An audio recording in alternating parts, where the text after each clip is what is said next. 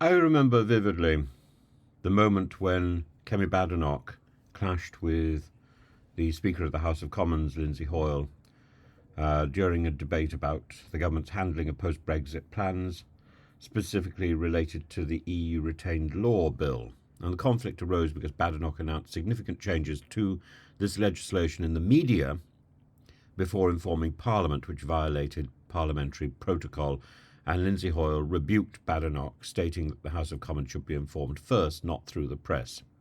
Badenoch's initial response was dismissive, or seemed to be dismissive, of the Speaker's concern, and it prompted Hoyle to question her tone, leading to a tense exchange where Badenoch was, it seemed, reluctant to offer a straightforward apology. She eventually issued a somewhat grudging apology, stating she was sorry for not meeting the expected standards. The incident isn't isolated, and other MPs have also clashed with Hoyle. For instance, Rishi Sunak and various ministers have been reprimanded for making announcements outside the House before addressing MPs. Another notable incident involved Ian Blackford, the SNP member, who had frequent run-ins with the Speaker over procedural issues and the tone of his remarks in the chamber. These tensions highlight ongoing concerns about parliamentary decorum and the balance of respect between MPs and the Speaker, but I think it's interesting that Kemi Badenoch leads that discussion. So her own leadership bid is therefore tinged with this patina, with this shadow of ill judgment and bad behaviour in the House of Commons. And so whatever boldness, whatever willingness to challenge the status quo, she's also bold enough and willing enough to challenge the decorum, the procedures, the basic courtesy that is expected of a Member of Parliament towards the Speaker. And so this trait for boldness has earned her both admiration and criticism within the Conservative Party, and one of her most significant actions was her public break with Boris Johnson in 2022, a move that demonstrated her courage, her willingness to take risks. Not just a symbolic gesture, it shifted the dynamics within the party, and it played a role in Johnson's diminished influence.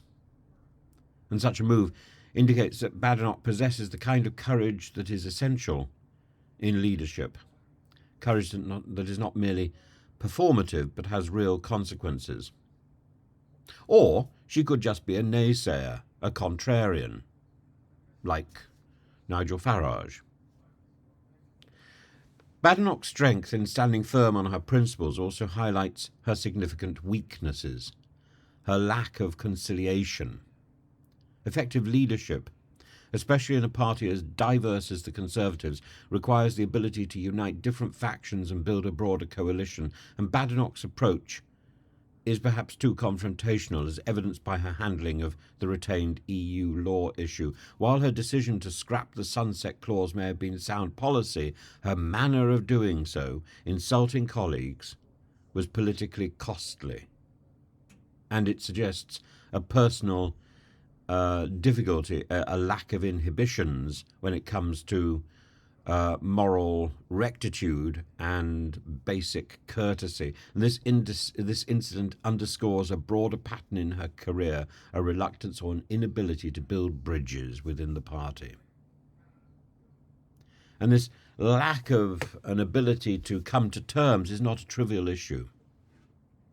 It's the key, isn't it, of basic diplomacy.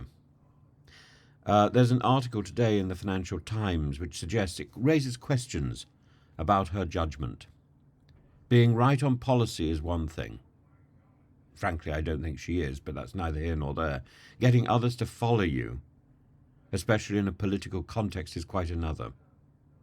And Badenoch's failure to navigate these internal dynamics effectively could undermine her ability to lead the Conservative Party in the future. And she is, at the moment, the front runner.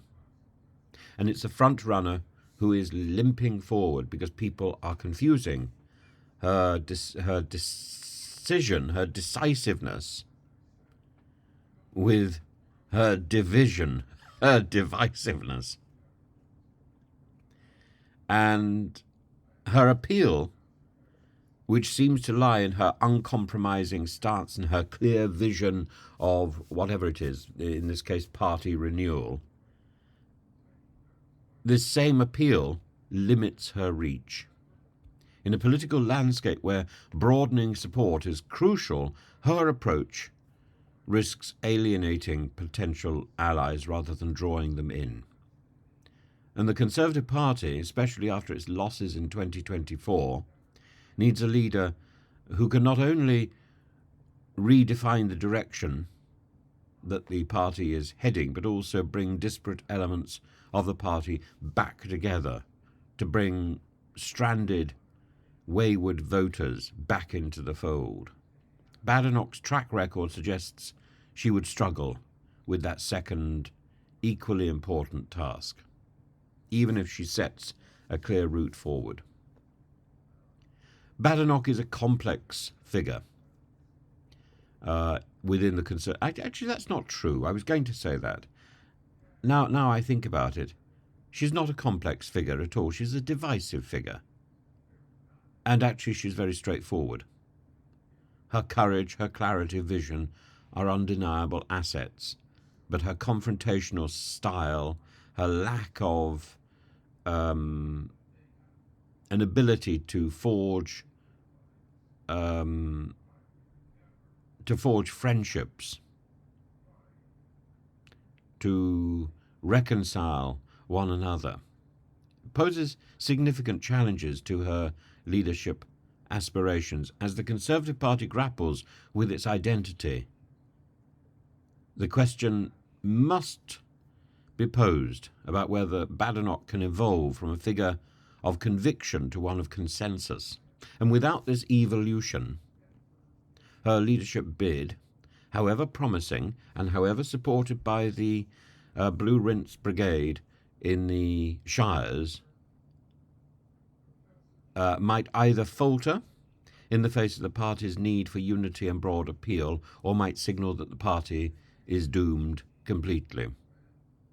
She could be leading the party in 2 months' time, and she could be leading the party in a lemming-like direction over a cliff.